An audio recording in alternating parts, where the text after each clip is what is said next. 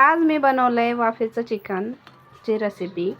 एकदम साधी आणि सोपी आहे. त्याच्यासाठी मी मसाल्याचं साहित्य घेतलं होतं. खोबरं, चणे, मिरच्या आणि कांदा, लसूण, अद्रक, कोथिंबीर. याला मी मॅरिनेट करून घेतलेलं चांगल्या प्रकारे अर्धा तास तरी ठेवलं होतं.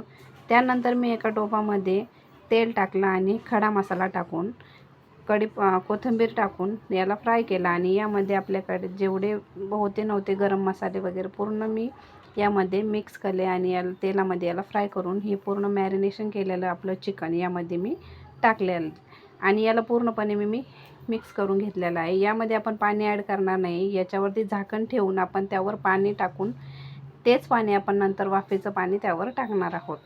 तर इथं एक उकळ आल्याच्या नंतर थोडंसं लागायसारखं वाटायला लागलं की त्यामध्ये आपण हे झाकणावरचं पाणी टाकून दिलेलं आहे आणि आता याच्यामध्ये आपण जो काळा मसाला केला होता तो